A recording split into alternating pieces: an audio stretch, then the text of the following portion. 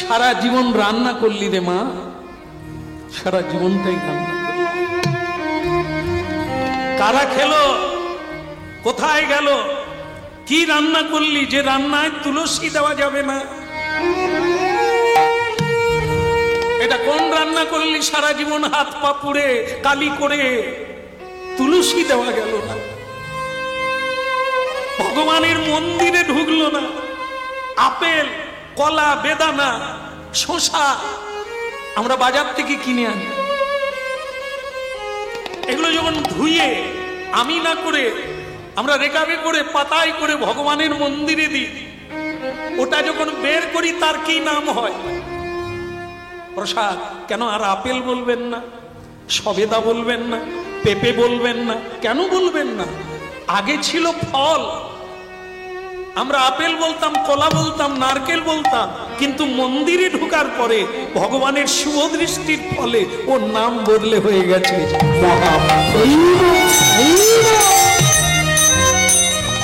বলা গৌরাঙ্গ মহাপ্রভু কি। তোদেরটা হলো কি?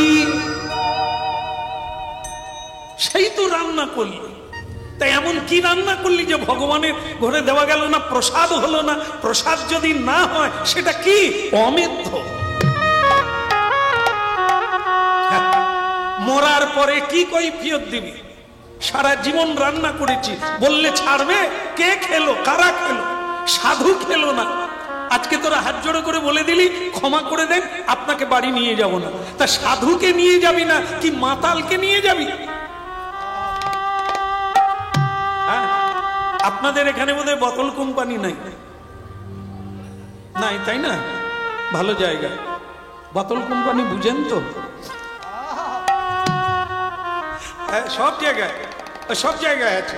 তার কারা মনে করুন বৃহস্পতিবার একাদশী দিনে, হ্যাঁ আপনি একটু একাদশী করবেন, ব্রত করবেন, আপনার বোম্বে থেকে, মুম্বাই থেকে জামাই এসে গেল, মাম্মি, শাশুড়ি মাকে ডাকছে। এখন এইসব স্টাইল না, মা বললে কিরকম ব্যাড বেড়ে হয়, মাম্মি। বোতল হাতে আছে, বলছে তুম ভি পিয়েগা হাম ভি পিয়েগা, কিতনা মজা হোগা না। হ্যাঁ, শাশুড়ি তখন পাড়ার লোককে বলছে, মাধবীর মা আমার কত বড় জামাই দেখ, আমাকে বলছে তুম ভি পিয়েগা হাম ভি, কত বড় জামাই দেখেছ। শাশুড়ি মাকে মদ খেতে বলছে, শাশুড়ির গর্বের শেষ নাই। আমরাই করেছি, ওদের বোতল কোম্পানির কোনো দোষ নেই। খালি বলি সিগারেটের খোলায় নাকি কি লেখা আছে, ভালো খাও, খেলে ভালো হবে, লেখা আছে না? খালি ওইটা লিখে কি হবে রে? কোম্পানি আগুন ধরে দিলেই তো কাজ হয়ে যায়। হ্যাঁ, মদ খাইবেন না, মদ খাইলে বিষ খাইবে, জীবন ধ্বংস হয়ে যাবে। আরে মদের ভাটিটা ভেঙে তুলে দে না, কাজ মিটে যায়। আর তো কেউ খাবে না, আমরা তো গড়াও পুড়াই না, ডাল কাটি, এই জন্য আবার গজিয়ে যায়, আবার হয়। এই যে আমরা জামাই করেছি, গরিব জামাই, সৎ পথে থাকে, গলায় তুলসীর মালা আছে, কারখানায় কাজ করে, অল্প মায়না পায়, মেয়ে খাবে কি? লিপস্টিকের খরচা দিতে পারবে? তা আমরা ভালো দেখে দিলাম, 50,000 টাকা মায়না, আরো 40,000 টাকা এদিক ওদিক থেকে রোজগার করে। শাশুড়ি শ্বশুরের কি গর্ব, এদিক ওদিক কোন দিক জানো? হ্যাঁ, খবরের কাগজ দেখে বুড়িমা? না না, আপনাদেরকে না, এইরকম গর্ববোধ করে। আর সৎ পথে যে থাকে তাকে মেয়ে দেয় না, সে যদি আসে কি বলবে? বলবে মা আজকে নিরাম করো, তুলসী দিয়ে গোবিন্দকে ভোগ লাগাবো, সকলে প্রসাদ পাবো। এই জামাই যদি হতো, আপনার বাড়িটা বৃন্দাবনে পরিণত হতো।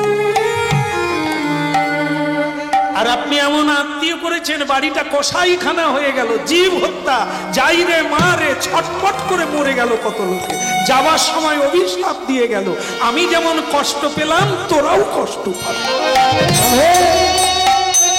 ভাববেন, ছাড়তে হবে না, খাওয়া কাউকে ছাড়তে হবে না, শুধু ভাববেন আর মিলাবেন জীবনে এত যন্ত্রণা কেন। আর এই যে পুরুষ, এই যে কোদালওয়ালা, ভারী তো মানলি, আবার বাড়িতে যাবো এক মুঠো খাবো বললাম, তুই বললি না। হ্যাঁ রে, সারা জীবন অনেক তো রোজগার করলি, কি কাজে লাগলো রে? তো স্ত্রী রান্না করলো, ভগবানের ভোগে লাগলো না। তুই এত পরিশ্রম করলি, তোর অর্থ গোবিন্দ সভায় লাগলো না, সব কাজে লাগলো না, তোর বেঁচে থেকে। অনেক জ্ঞান দিলাম, নিবি নে, নাহলে পচা পুকুরে ফেলে দে। সাধুরা বলছে, আর কিতাব গ্রন্থা দিতে বলছে, নেওয়া না নেওয়া তোমার ইচ্ছা। হ্যাঁ, এই সাধুরা বলবে, ভগবান বলে যাবে, অবতার পুরুষেরা বলবে, হ্যাঁ, কিন্তু নেওয়া না নেওয়া যে ইচ্ছা তোমার। যাকে যা হওয়ার হয়েছে, কোদাল দিয়ে মারলি, আবার এক মুঠো খেতেও দিলি না। যাক, এখন তুই একটা বাড়ি বলে দে, তোর বাড়িতে তো জায়গা দিলি না, একটা জায়গা বলে দে, সেখানে গিয়ে আজকে রাতটা থাকবো, সকালবেলা চলে যাবো। তখন ওই কুমোর বলছে, বাবা তাহলে আপনি অভয় যখন দিলেন, আপনাকে একটা জায়গা বলবো। আমাদের গ্রামের শেষ মাথায় পুরুষোত্তম দাস ভগবানের ভোগ না দিয়ে প্রসাদ পায় না। ভগবানের ভোগ না দিয়ে কখনো প্রসাদ পায় না। আপনি ওদের বাড়িতে যান, দেখবেন আপনার প্রসাদ পাওয়ার কোনো অসুবিধা হবে না। ভক্তমণ্ডলী মায়েরা, যতদিন না আপনার বাড়িতে সাধু ঢুকবে, আপনার বাড়ির রন্ধে রন্ধে পাপ জমে আছে পূর্বপুরুষ থেকে। কেন আপনার জানেন যে বর্ণ পরিচয় লেখা আছে, কদাচ মিথ্যা কথা কহিও না, কদাচ কাহারো বস্তু না বলিয়া লইও না, কদাচ কাহাকে ঠকাইও না, কদাচ কাহাকে বাক্যের দ্বারা আঘাত করিও না। আমরা সবাই পড়েছি, কিন্তু এ কথা কোনোটাই মানি না। মিথ্যে বলছি, লোককে ঠকাচ্ছি, কাঁদাচ্ছি, আঘাত করছি, তার মানে সব পাপ। পূর্বপুরুষ এই করে আসছে, আমিও তাদের পদ অনুসরণ করে এই করে যাচ্ছি। হ্যাঁ, আমাদের বাবা মা শিখিয়ে দিয়েছে, ও ধর্ম টর্ম বাদ দাও, কলিকালে অধর্মই ধর্ম। হ্যাঁ, অর্থই হচ্ছে পরমেশ্বর ভগবান। টাকা থাকলে সব কিছু হবে, বন্ধুর অভাব হবে না, মানুষের অভাব হবে না, খাওয়ার সুখে থাকবে, টাকাই সব। তার জন্য মিথ্যে বলো, তার জন্য লোক ঠকাও, তার জন্য কাঁদাও। আমরা এই বংশে জন্ম নিয়েছি, কিন্তু আপনারা জানলে অবাক হবে, আমরা যখন বাবা মায়ের শ্রাদ্ধ করি, পূজায় বসি, সংকল্পে বসি, তখন ঠাকুর মশাই কি বলে, বাবা তোমার গোত্রটা কি? দেখুন, হরিনাম শুনছে, তখন আপনাকে বলতে হবে গোত্র কি। গোত্র আপনাকে একজন ঋষির নাম বলতে হয়। কশ্যপ, শাণ্ডিল্য, ভরদ্বাজ, মধুকল্য, এরা হচ্ছে ঋষিমুনি। আপনাদের গোত্র এদের মধ্যে একজন। তাহলে এরা কারা? না আমাদের আদি পুরুষ, আমাদের গোড়া। তাহলে এখানে যারা হরিনাম শুনছেন, যারা আসেন না, যারা শুনেন না, তাদেরও যা আপনাদেরও তা। আমাদের পূর্বপুরুষ হচ্ছে ঋষি মুনি, আমরা তাদেরই বংশধর। কিন্তু আজকে আমরা কি খাচ্ছি, আজ আমরা কি করছি, আজ আমরা কোন পথে যাচ্ছি, এ কি ঋষি মুনির আদর্শের পথ? এই জন্য হরিনাম, হরিনাম শুনতে হবে, হরিনাম বুঝতে হবে, তবে জীবন বদলে যাবে। আবার আবার আপনার নিজের জীবনে ফিরে যেতে পারবেন, নিজের ঘরে ফিরে যেতে পারবেন। তাই ভক্তমণ্ডলী মায়েরা, এখন কি বললেন? আমাদের গ্রামের শেষ মাথায় পুরুষোত্তম দাস নামে একজন বৈষ্ণব, তার স্ত্রীর নাম জাহ্নবা। আপনি ওইখানে যান, আপনি সব রকমের সুবিধা পাবেন। ভালো লাগলো, ভালো লাগলো, তুমি তবু একটা রাস্তা বলে দিলে, বেঁচে থাকো। তবে মনে রাখবে যেন জীবনে বাড়িতে সাধু আসার রাস্তাটা রাখবে, তবে বাঁচবে। এখন সাধু ওই কাঁধে ধরে ওড়নাটা ঢাকা দিয়ে কাউকে বুঝতে দিল না, রাস্তা দিয়ে হরিনাম গাইতে গাইতে চলে যাচ্ছে। এ মাধব বহুত মিনতি করিত, বহুত মিনতি করিত, বহুত মিনতি করিত, বহুত মিনতি করিত। হে মাধব বহুত মিনতি করিত, বহুত মিনতি করিত। হে মাধব বহুত মিনতি করিত, বহুত মিনতি করিত। এই তিল তুলসী এ দেহ সমর্পিল, এই তিল তুলসী এ দেহ সমর্পিল। দয়া নাহি ছড়বি মোয়, দয়া নাহি ছড়বি মোয়। হে মাধব বহুত মিনতি করিত, বহুত মিনতি করিত, বহুত মিনতি করিত। বহুত মিনতি করিত। হে মাধব বহুত মিনতি করিত, বহুত মিনতি করিত। হে মাধব বহুত মিনতি করিত, বহুত মিনতি করিত। হরি বলো যাই নিতাই। রাধে রাধে রাধে রাধে। বাড়িতে কেউ আছে নাকি? ওই সাধু পৌঁছে গেছে পুরুষোত্তম দাস, তার বাড়িতে হুঙ্কার কি হরি ওম তৎসা হরি। স্বামী বাড়িতে ছিল না, জাহ্নবী বেরিয়ে এলেন, গলায় আঁচল দিয়ে উলুধ্বনি করতে লাগলেন, পাড়ার মেয়েদেরকে ডাকলেন একটু উলুধ্বনি হোক। বাহ, ভালো লাগলো। আচ্ছা একটু হরিধ্বনি হোক নিতাই। কষ্ট হলো না তো? অসুবিধা হয়নি তো? তবে আপনাদের বলা হয় না, পাড়ার মেয়েদেরকে বলছি। আপনারা যে দিয়ে ফেললেন, লাভ ছাড়া ক্ষতি নাই। উলুধ্বনি শঙ্খধ্বনি করে নারী গো, উলুধ্বনি শঙ্খধ্বনি করে নারী গো।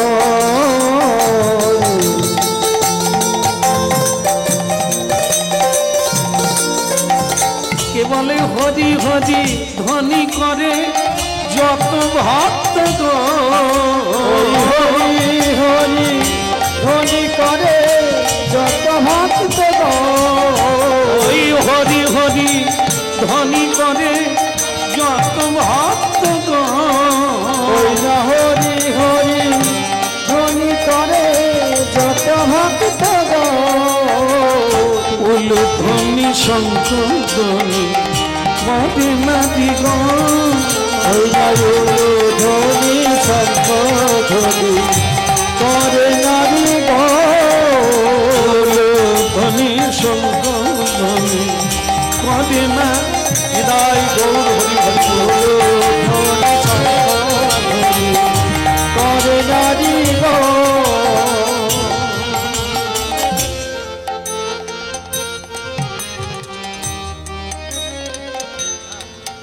ভক্তমন্ডলী মায়েরা, আজও আমাদের জগতে হরিনাম শুনে অনেক জায়গায় এই তত্ত্বটা জেনে নিয়েছে। হরিনাম যারা করে, সাধু সন্ত যখন বাড়িতে আসে উলুধ্বনি করে, পুষ্পবৃষ্টি করে, এটি ভালো। এই যেমন আমরাও এলাম, সেই একই ব্যবস্থা হলো, কিন্তু যদিও আমি সেই জায়গার লোক নয়, এক সামান্য সাধারণ একটি কীর্তন, তো আমাকে ফুল ছড়িয়ে নিয়ে যাওয়ার কোনো যুক্তি আসে না, আমি অত বড় যোগ্যতা নয়। কিন্তু তবুও তারা যেটা করছে করতে দিতে হবে, তাদের শ্রদ্ধা, তারা কোনো অসাধুকে করছে না, সাধু মনে করে করছে, হ্যাঁ, ফলটা তারা পাবে আর আমি আমার ফল পাবো। তো সুতরাং তাদের যে এই যে পরিস্থিতিটা, এই যে পর্বটা, এই যে আনুষ্ঠানিক বিষয়টা, এর দ্বারা তাদের লাভ হবে। ভক্তি চাই, শ্রদ্ধা করলে শ্রদ্ধা পাবে। শ্রদ্ধালু ব্যক্তিকে শ্রদ্ধা না করলে সমাজ ধ্বংস হয়ে যায়। যার যতটুকু মানে সম্মান পাওয়া, তাকে সম্মান করতে হবে। এই আজকে আমরা যারা সম্মান করি না, আমাদেরকেও কেউ সম্মান করে। হ্যাঁ, সম্মান, খাতির, যশ, খ্যাতি এগুলো চেয়ে পাওয়া যায় না, এই অধিকারী হতে হবে। হ্যাঁ, অধিকার, সে নারী হোক আর পুরুষ হোক। হ্যাঁ, আমাদের কলকাতা গিয়ে, আমি যখন প্রথম কলকাতায় গান গাইতে গেলাম বড় বাজারে, তাই যেতে যেতে দেখি একটি মেয়ে মানুষ পতাকা নিয়ে দাঁড়িয়ে আছে টাচু হয়ে। কার? আমি তো তখন জানি না। আমার দলের একজন বয়স্ক বাজিয়া ছিলেন, হ্যাঁ, খোল বাদক। আমি তাকে বললাম, বাবা, ও মেয়েটা কি জন্য এত খ্যাতি, এখানে কলকাতায় দাঁড়িয়ে আছে? বলেও তো আমাদের মেদিনীপুরের মেয়ে। এক কথায় আপনারা জানবেন কে, একদম বিশ্ববিখ্যাত, শুধু মেদিনীপুর নয়, বিশ্বে খ্যাত একটি মেয়ে মানুষ। আমার মায়েদেরকে আমি এই জায়গাগুলো দেখাতেই চাই যে দেখুন, আপনারাও মেয়ে, আমরাও ছেলে। হ্যাঁ, অনেক মহাত্মা গান্ধী, হ্যাঁ, নেতাজি সুভাষচন্দ্র, ঋষি অরবিন্দ, এনারা কারা? এনারাও মানুষ, আমরাও মানুষ। কিন্তু আমরা মরে গেলে কি টাচু হবে?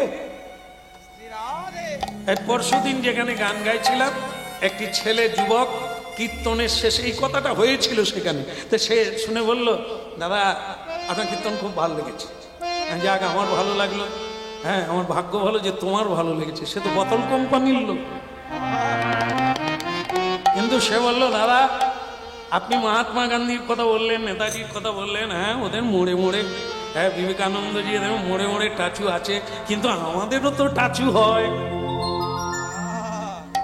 আমাদের কিরকম হয়? তোর হয়েছিল না? হবে। আমার বাবার হয়েছে, এই যে আমার কাকা, হ্যাঁ, প্রতিদিন এক বোতল করে খেত, তারও টাচু হয়েছে।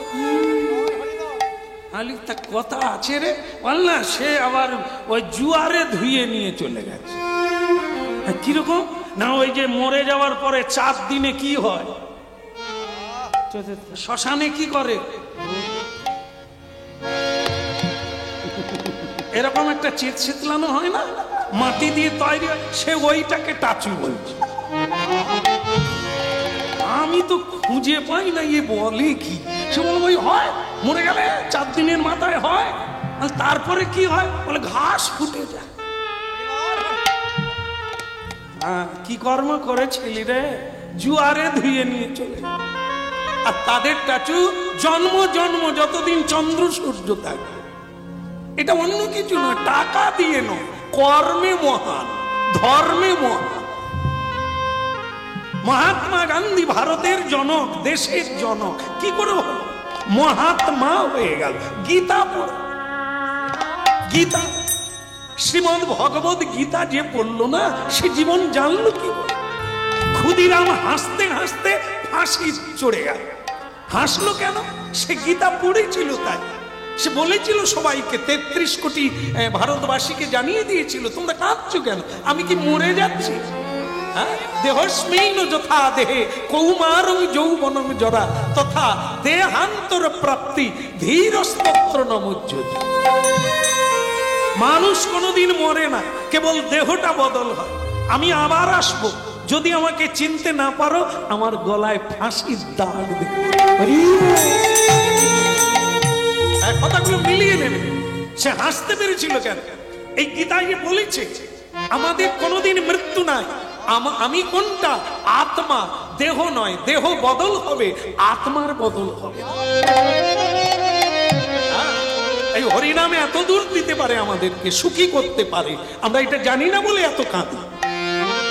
এই ভক্তমণ্ডলী মায়েরা, এই জীবনের কর্মই হলো মহা। আপনি বেঁচে থাকবেন মহানতা, হ্যাঁ, পূজা পাবে, মানুষ আপনাকে শ্রদ্ধা করবে, শ্রদ্ধা দিতে হবে। আসুন আসুন বাবা, হ্যাঁ, ওই যে ওই কোদাল মারা সাধু, হ্যাঁ, এখানটা চেপে ধরে রেখেছে, রক্তক্ষরণ হচ্ছে তো, তাই চেপে ধরে বলছে হরি বল। আর ওই মাতাজি, হ্যাঁ, পাড়ার লোকজনকে ডেকে শাঁখ বাজিয়ে উলুধ্বনি করে, আসুন বাবা, আসুন বাবা। এক ভক্তমণ্ডলী মায়েরা, আর কোনো কোনো জায়গায় দেখবেন এই উলুটা জানে না, মানে উলু যে কি জিনিস এটা আবার জানে না। এই নূতন বিয়ে করেছে, বিয়ে করে বৌমাকে শাশুড়ি বলে গেল, বৌমা কি হলো, ঘুমোচ্ছ নাকি?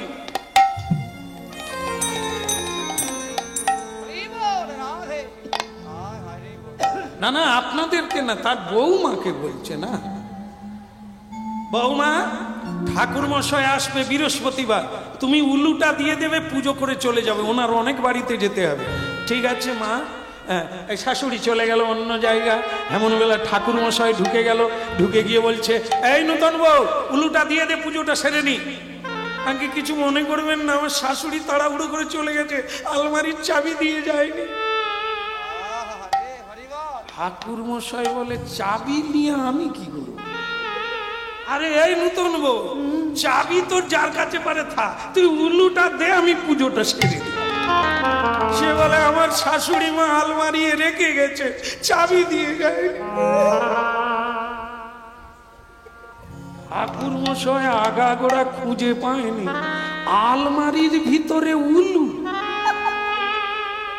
আরে নূতন বউ, আমার অনেক বাড়ি যেতে, উলু দে, উলু।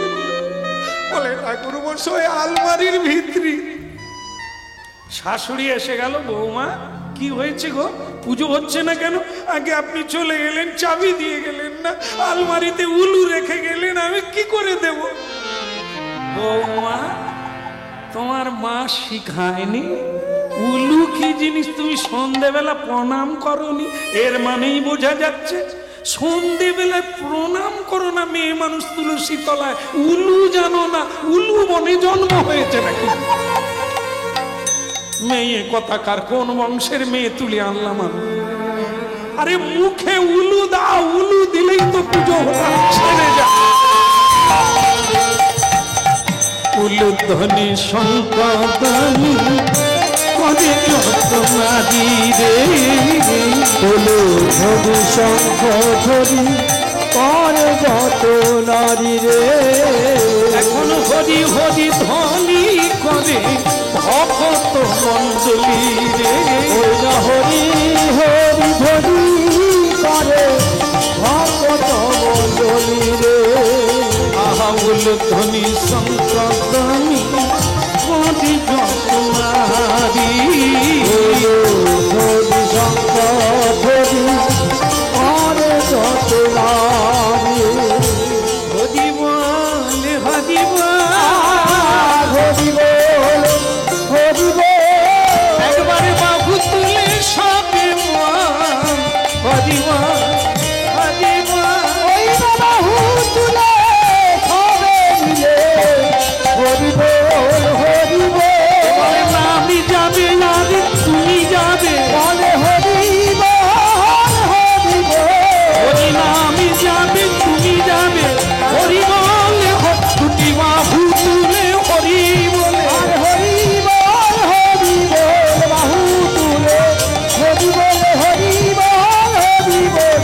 বাহু তুলে হরি বল, হরি বল, হরি বল। হরি বল, হরি বল, হরি বল, হরি বল। হরি বল। বলো রাধা মাধব কি?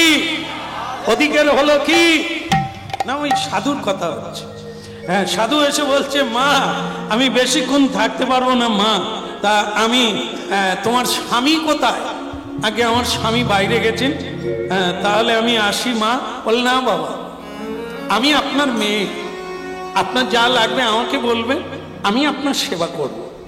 অনেকও ভাগ্যের ফলে বৈষ্ণব আসি আমি। আপনি এলেন আর না সেবা করে চলে যাবেন, আমি আপনার সেবা করব। হ্যাঁ, তা ঠিক আছে মা, তা তুমি করো, সেবা করো। হ্যাঁ, সেবা ভালো। তবে একটা জিনিস জেনে রেখো মা, সেবা কিন্তু তেমন না হলে তুমি অভিশাপ পাবে।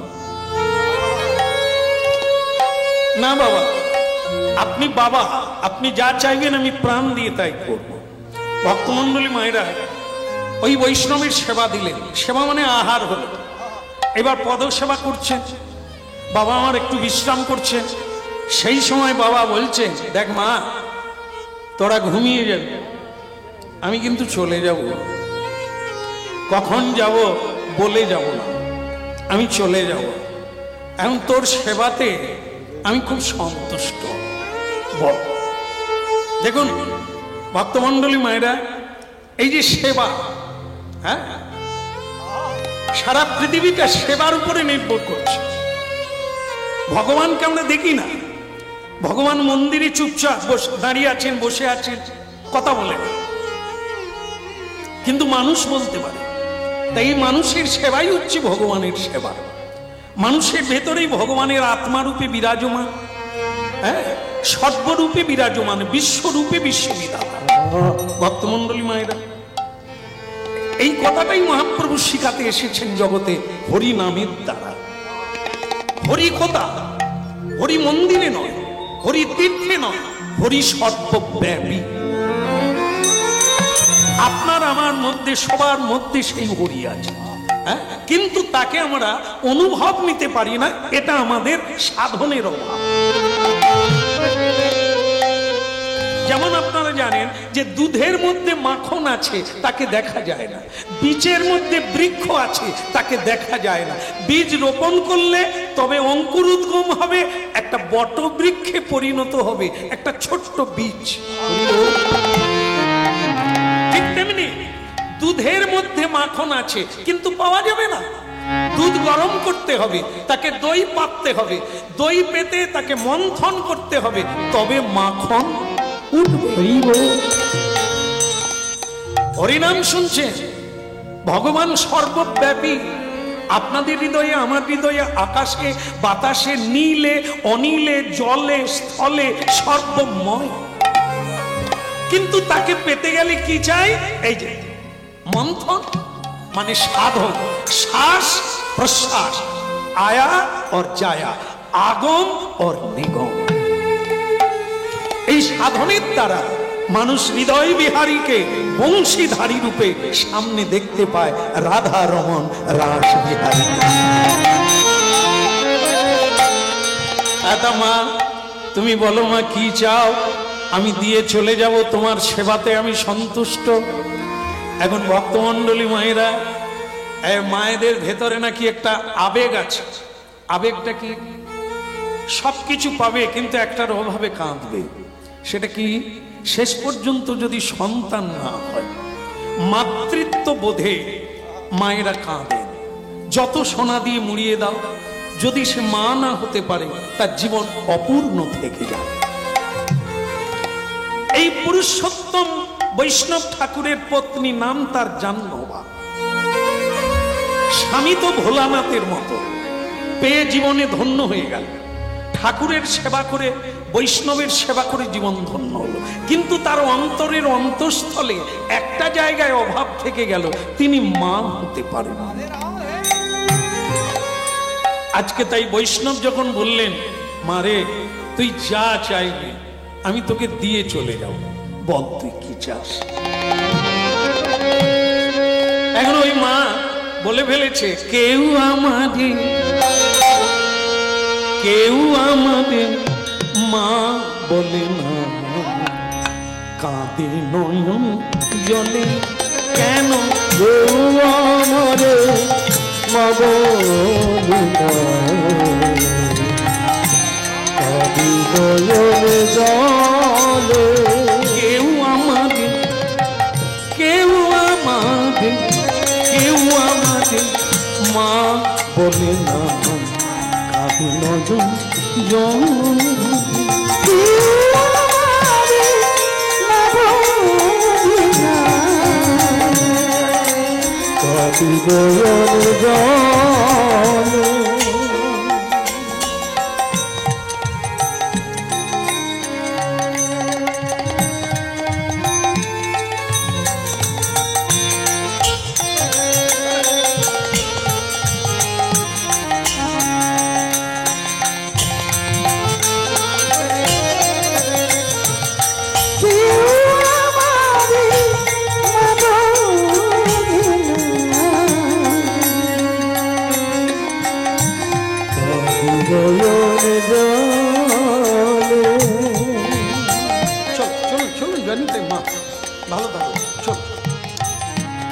কেউ আমাকে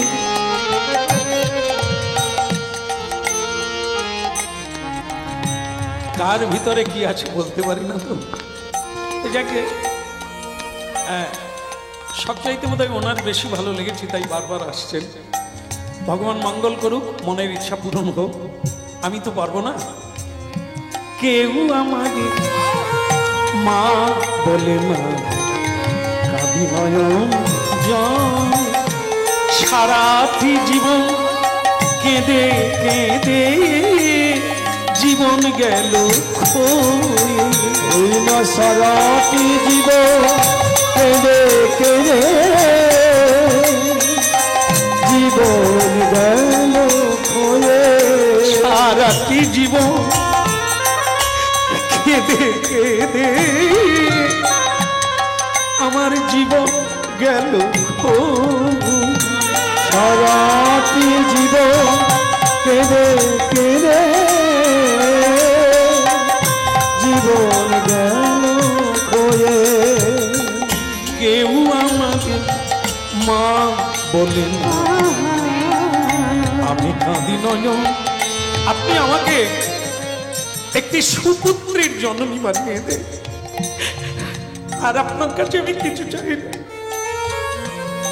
আমার জীবনের বড় সাধ, আমি একটি ভালো ছেলের মা হতে চাই, যাকে সবাই ভালোবাসবে, যার দ্বারা মানুষের উপকার পাবে। আমি এমন একটা ছেলে চাই। বাবা, আপনি কৃপা করুন। কেউ আমাকে মা বলবে, কাঁদি নয়ন জল,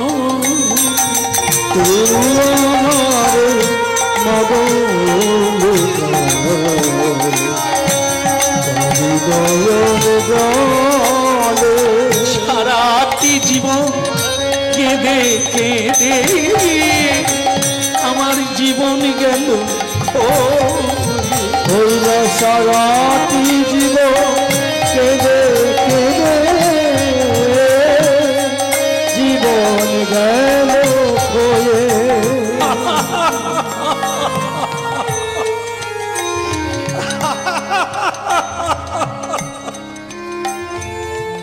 এই হলো মেয়ে মানুষ। এই মা, কি করলি তুই? হ্যাঁ, আমি তোকে বুদ্ধিমান বলে জানতাম। হ্যাঁ, আমি তোকে ভাগ্যবতী বলে জানতাম। এ তুই কি চাইলি? আমার আমার মতো লোকের কাছে তুই কি চাইলি? একটা সামান্য জিনিস। হ্যাঁ, কার পত্নী তুই? বৈষ্ণব চূড়ামণি পুরুষোত্তম দাস, যার খ্যাতি আছে, সর্বজন তাকে প্রণাম করে মনস্কামনা পূর্ণ করে। আর তুই তার ঘরের পত্নী ভাগ্যবতী হয়ে তুই এ কি চাইলি? কাঁচের টুকরো। কাঁচ যেমন কাঁচের চুড়ি যেমন হাত থেকে পড়ে গেলে ভেঙে যায়, এ পুত্র কন্যা বিষয় বৈভব এ তো সব ওই রকমই, আজ আছে কাল থাকবে না।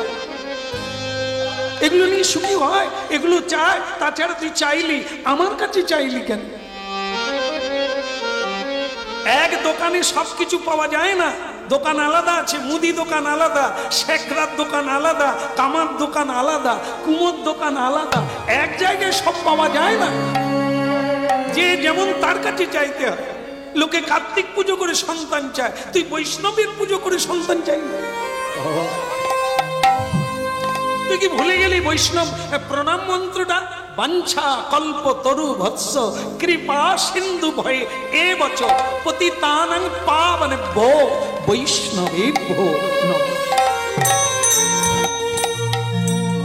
যিনি পাবন করে দিতে পারেন, যিনি তরিয়ে দিতে পারেন, যিনি মুক্তি দিতে পারেন, যিনি প্রেম দিতে পারেন, যিনি কৃষ্ণ দিতে পারেন, তিনি বৈষ্ণব।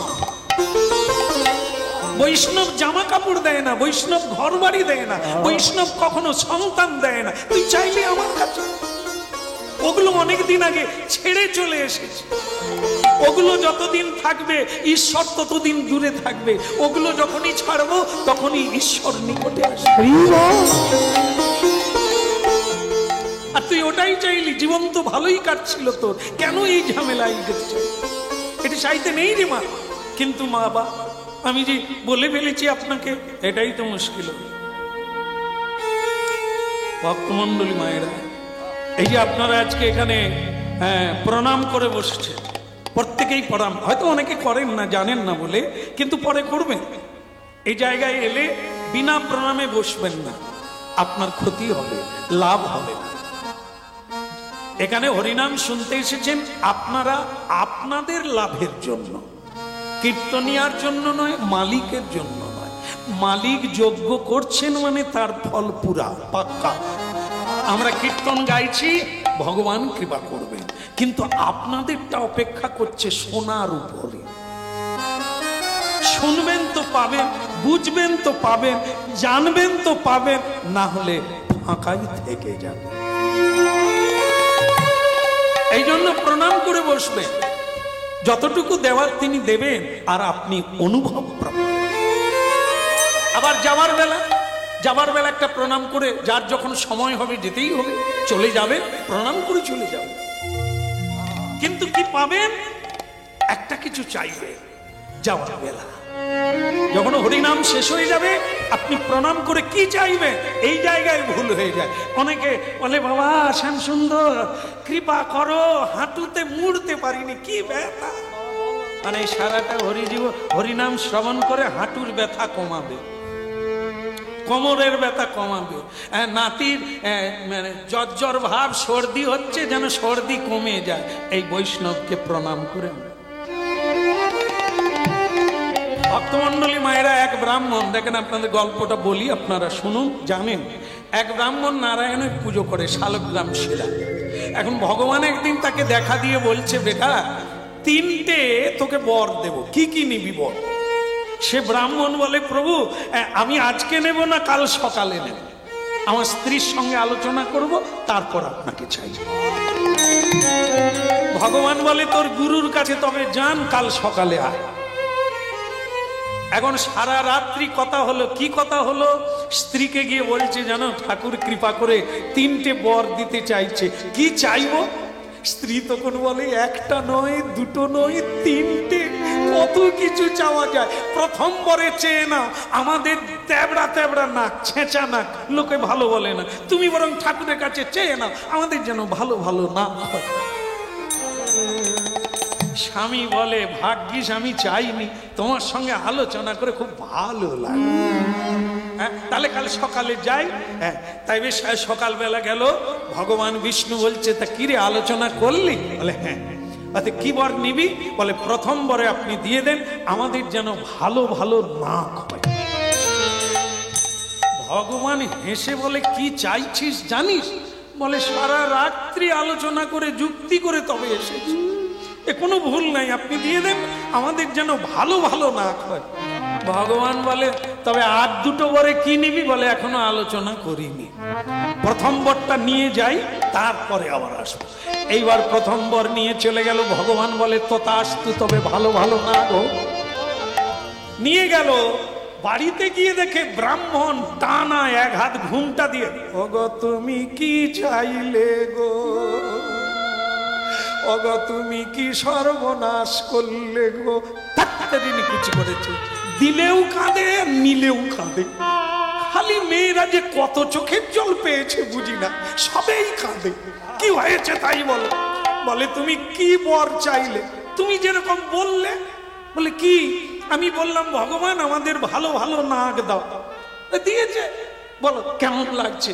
বলে, ওগো নাকের জায়গায় নাক হয়েছে, কোনো দুঃখ না, কিন্তু আমার গালেও নাক হয়েছে, কপালেও নাক বেরিয়েছে, সারা শরীরে নাক বেরিয়েছে। কেন বলেন তো? ভুল কোথায়? যদি একবার বলতো যে ভগবান আমাদের নাকটা বদল করে দাও, তাহলে এ তো বহু বচন দিয়েছে যেন ভালো ভালো নাক হয়। ভগবান বলে, যদি একটা দিই, বলবে আমি বললাম ভালো ভালো, কেন দিলেন না? ওই জন্য নে। তাহলে কি হলো? চাওয়ার ভুলের জন্য পাওয়া কি অবস্থা হলো? কতগুলো নাক হলো, গোনা যাবে না, সারা শরীরে নাক বেরিয়েছে। স্বামী তখন বলে, তাহলে কি করব? স্ত্রী তখন বলে, ওগো এখনো তো 2টো বর বাকি, তুমি বরং 2য় বরে বলে দাও, আমাদের যেন সব নাক চলে যায়। ও বলা মাত্র আপনারা ধরে ফেলেছেন। আবার বিপদ। কি হলো?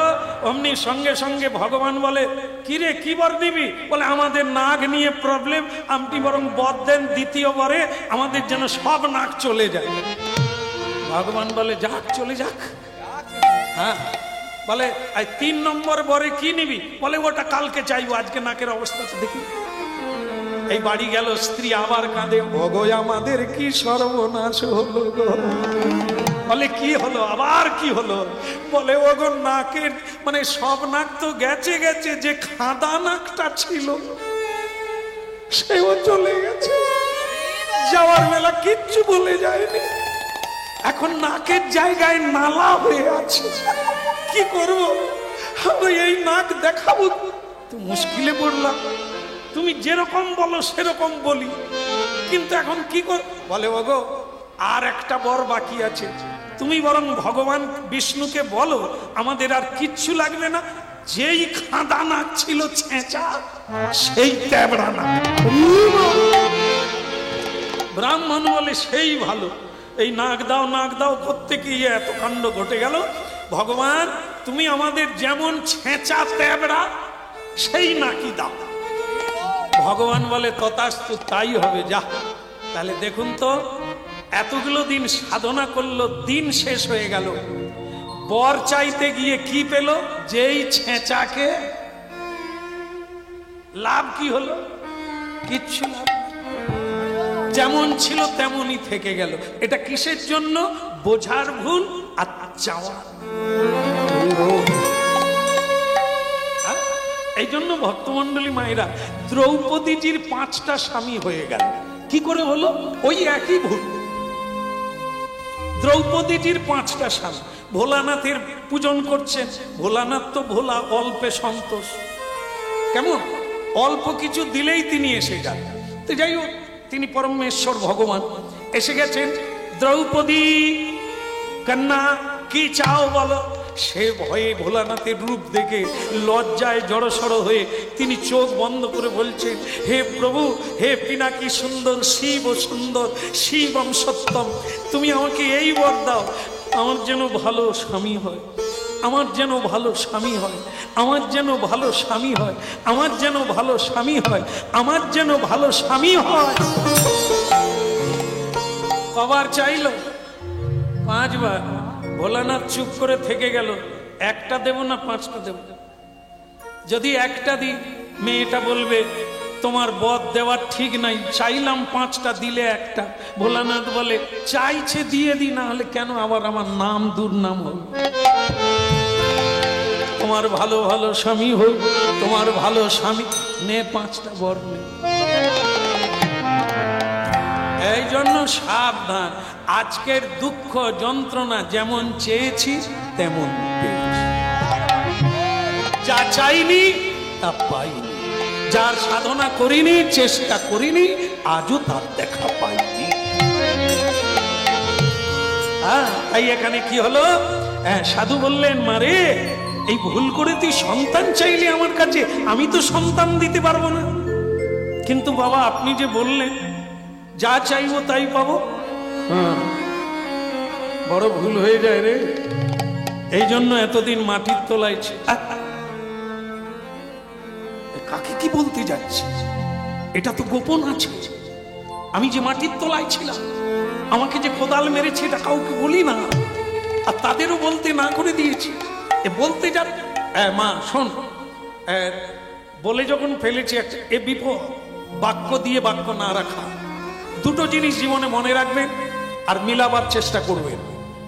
যে মানুষ, যে নারী, যে পুরুষ নিজের বাক্যের মূল্য রাখতে পারে না, যা বলে তা রাখতে পারে না, কথা রাখে না, ও জীবনে কিছু করতে পারবে না। ওর বাক্যের মূল্য নাই। বাক্যের মূল্য নাই, বাক সিদ্ধ নয়। যে বলে যা, যা বলে তা করে না, এই জন্য তার বাক সিদ্ধ নয়, সে পারবে না, কিছু করতে পারবে না। আরেকটা, সময়ের মূল্য। যে সময়ের মূল্য বোঝে না, জীবনের মূল্য বোঝে না। হাতে গোনা কটা দিন তুমি নিয়ে এসেছো, খরচা করছো কিভাবে, জীবনটাকে অতিবাহিত করছো কিভাবে, তাস খেলে, সুরা খেয়ে, রাজনীতি করে, তর্ক করে, মারপিট করে, হ্যাঁ, সিরিয়াল দেখে, নিন্দা করে, পর আলোচনা করে সময় কাটাচ্ছ। এই কি তোমার জীবনের উন্নতির পথ? এই জন্য জীবনে যারা এই দুটো জিনিসকে মূল্য দেয় তারা জীবনে মূল্য পায়। বাক্যের মূল্য, কথার মূল্য, সময়ের মূল্য। সময়কে দাম দাও, সময়ে কাজ করো, হ্যাঁ, সময়ের আগে চলো। তুমি যা হবে আকাশচুম্বী হবে, তোমাকে কেউ ধরতে পারবে না। আর যারা সকাল হলেই অল্প রোজগার করে, হ্যাঁ, তাস খেলে, চায়ের দোকানে বসে লোকের সমালোচনা করে, উমুক উমুক, এদের জীবনে ওর বেশি জায়গা নাই। কাজ করো, সময় কথা, অপরের নিন্দা করা, অপরের সমালোচনা করা তোমার কাজ, তুমি করো, এগিয়ে চলো। এই জন্য শুধু ইউটিউব ভিডিও দেখবে, সিনেমা দেখবে, তুমি দেখাতে পারো না। তোমাকে লোকে দেখবে, খালি দেখে চোখ অন্ধ হয়ে গেল। আজকাল মানুষের হাতে মোবাইল আছে তো সে রাস্তা দেখতে পায় না, রাস্তাতেও মোবাইল দেখে দেখে। আমরা গান গেয়ে রাত 2:30টায় বাড়ি ফিরে যাচ্ছি, রাস্তায় কেউ নাই, ফাঁকা জায়গায় মোটর সাইকেল দাঁড় করে দিয়ে একা। এর কি কেউ নাই বাড়িতে? এইভাবে সময় কাটাচ্ছে, ঠান্ডায় দাঁড়িয়ে, কেউ নাই, রাস্তার মাঝখানে ফাঁকা জায়গায় দাঁড়িয়ে। কি জিনিস পেয়েছে রে? ওরে শুধু দেখে গেলি, দেখাতে পারলি না। কিছু করে যা, লোকে দেখবে, শিখবে তোমাকে দেখে। শুধু দেখো না, দেখাও। শুধু লোকের নিও না, দিয়ে যাও। এত বড় একটা জীবন পেলে মূল্যবান কি দিলে তুমি পৃথিবীকে, ভাবতে। তাই মারে, এই বাক্যের মূল্য আমি যখন বলে ফেলেছি, তুই যা চাইবি তাই পাবি। আমি নিজে এই বাক্য না রাখতে পারলে আর আমার সাধু হওয়া যাবে না। আমি নিজে তোর ছেলে হয়ে আসবো। বাবা, বাবা, বাবা, আপনার মতো মহাসাধু আমার ছেলে। যেহেতু কথা দিয়ে ফেলেছি, তোর জন্য আমি ভগবানের কাছে চাইবো না। এ আমাদের সাধু লোকে নাই, চাইলে বিপদে পড়ব। তাই নিজে ছেলে হয়ে এই বাক্যের মূল্য রেখে একটা জন্ম কাটাবো। আমি তো ছেলে হয়ে আসবো, তবে সাবধান, এইটা তোমাকে রাখতে হবে। কি কথা বাবা? আমি যে তোমার ছেলে হয়ে এলাম, কথাটা কাউকে বলবে না। আর একটা জিনিস দেখো, এই দেখো, এ কি বাবা, আঘাত, ক্ষত, রক্ত। হ্যাঁ, এক সরল বেচারা কুমোর মাটি কাটতে গিয়ে আমার স্কন্ধে কোদাল মেরে দিয়েছে। দেখিস মা, তাকেও না বলে দিয়েছি যেন আমার কথাটা কাউকে না বলে। আর তোকে বলে দিলাম আমি তো ছেলে হয়ে আসবো, কিন্তু বাবা আমি কি করে প্রমাণ পাবো যে আপনি আমার ছেলে হয়ে এলে? হ্যাঁ, তুই চালাক, এই জায়গাটায় চালাক আছিস, চিনতে পারবি এই ক্ষত। আমি ছেলে হয়ে আসবো, দেখতে পাবি এই জায়গায় ক্ষত আছে, দাগ আছে, তখন তুই জানতে পারবি আমি তোর ছেলে হয়ে এসেছি। তবে কেউ যেন জানে না, কেউ যেন জানে না, কেউ যেন জানে না, তবে কেউ যেন জানে না, আমার কথা ভুলবি না, কেউ যেন জানে না, আমার কথা ভুলবি না, কেউ যেন জানে না, তুই আমার কথা ভুলবি না, কেউ যেন জানে না, আমার কথা ভুলবি না, কেউ যেন জানে না, অবহেলা করবি না, কেউ যেন জানে না। অবহেলা করবি না, কেউ যেন জানে না। কথা দিলাম কেউ জানবে না। আপনি আমার ছেলে হয়ে এলেন, আমি জানবো, আর কেউ জানবে না। কথা শেষ হয়নি মা। যদি বলেছ তো মরেছ। যখনই বলবে তখনই তুমি রক্ত উঠে মারা যাবে। এই কথাটা একজনকে, তোমার স্বামীকে বললেও তুমি সঙ্গে সঙ্গে রক্ত বমন হয়ে মারা যাবে। ভক্তমণ্ডলী মায়েরা, জীবন এত সোজা জিনিস না। আমরা তো অন্ধ, কিছুই দেখি না, কিছুই বুঝি না, কিছুই জানি না। কি জানি? শুধু রোজগার করতে জানি, খেতে জানি, এই বাচ্চার মা বাবা পাস। এছাড়া পৃথিবী যে কি, আর এই জগৎ যে কি, আমার আশা যে কি, আমরা এখনো জানি না। দিনে দিনে দিন গেল, 10 মাস 10 দিন হলো। শুভ দিনে শুভক্ষণে পুত্র প্রসব। শুভ দিনে শুভক্ষণে পুত্র প্রসবিলা মা। শুভ দিনে শুভক্ষণে পুত্র প্রসবিলা মা। কেবল উলুধ্বনি হরিধ্বনি করিতে লাগিলা। ওই নয়ন ধরি হরি ধ্বনি করিতে লাগিলা। ওই না উলুধ্বনি হরিধ্বনি করিতে লাগিলা। ওই উলুধ্বনি হরি ধ্বনি করিতে লাগিলা। এখন শুভ দিনে শুভক্ষণে পুত্র প্রসবিলা। এখন শুভ দিনে শুভক্ষণে পুত্র প্রসবিলা। আমার উলুধ্বনি হরিধ্বনি করিতে।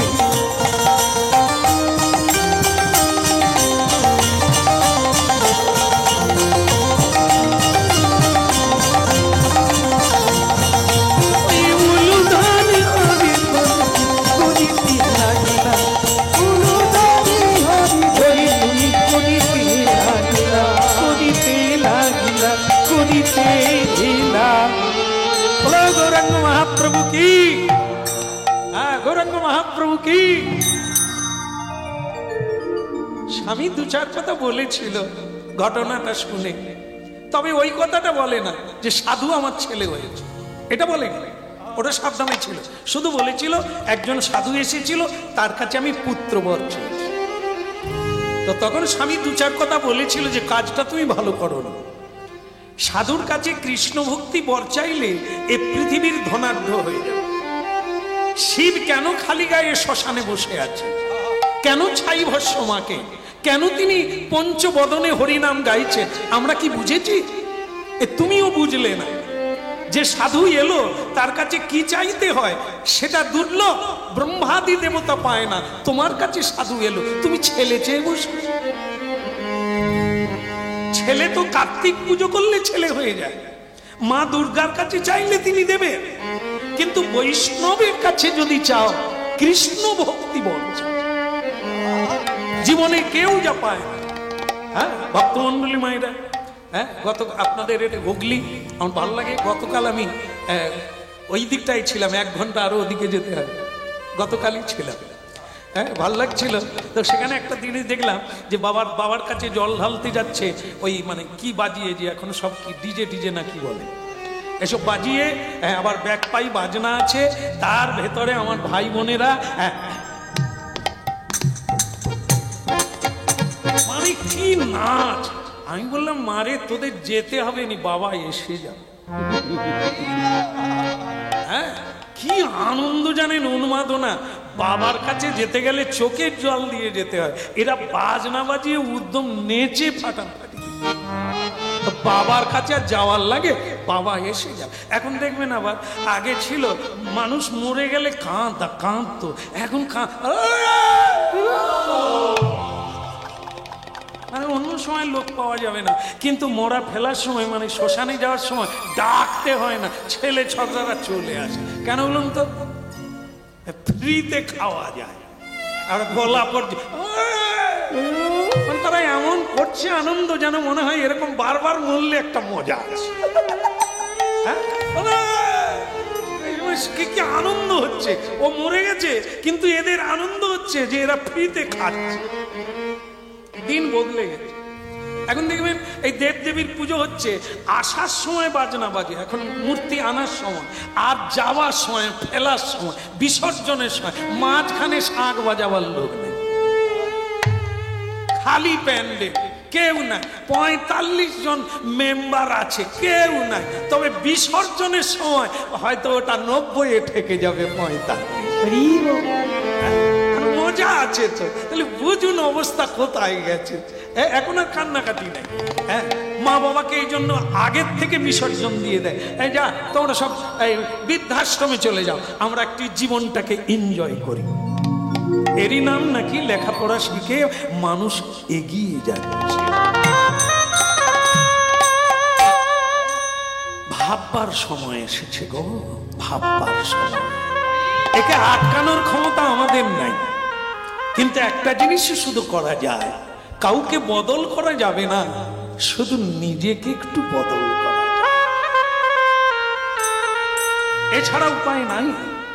যে আমরা কীর্তন গেয়ে সমাজের পর সমাজ প্রতিদিন হাজার হাজার মানুষ হরিনাম শোনে, প্রতি রাত্রিতে গেয়ে যাচ্ছে, আর তার মানে কি হাজার হাজার মানুষ মুক্তি হয়ে যাবে? বুঝে নিল, তাহলে তো অনেক হতো।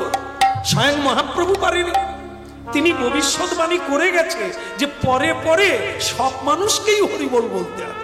তাহলে আজকে সেটা 537 বছর হলো, তবে আগের চেয়ে বেড়েছে, হরিনামও বেড়েছে, মানুষ শোনার আগ্রহ পেয়েছে।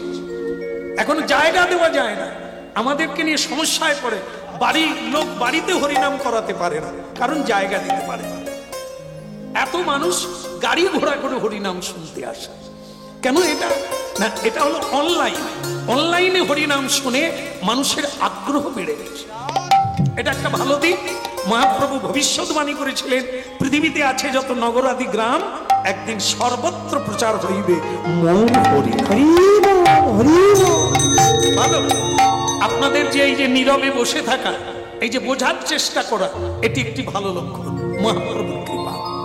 মানুষ যারা হয়েছে, সাধু যারা হয়েছে, এভাবে এই শোনাটা যদি ঠিক ঠিক হয় তাহলে তার বোঝা হবে, বোঝাটা যদি ঠিক ঠিক হয় সেই পথে চলবে।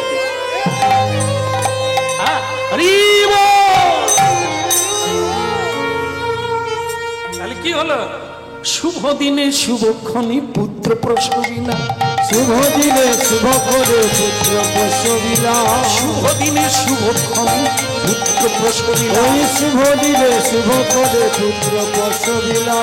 উলুধ্বনি হরিধ্বনি করিতে লাগিলা, অনুধ্বনি হরিধ্বনি করিতে লাগিলা। বলে আনন্দ আর ধরে না, আনন্দ আর ধরে না, আনন্দ আর ধরে না, আনন্দ দুটি বাহু তুলে বলে আনন্দ আর ধরে না, গৌর হরি হরি বলে আনন্দ আর ধরে না, গৌর হরি হরি বলে আনন্দ আর ধরে না, প্রেমানন্দে হরি বলে আনন্দ আর ধরে না, দুটি বাহু তুলে হরি, আনন্দ আর ধরে না।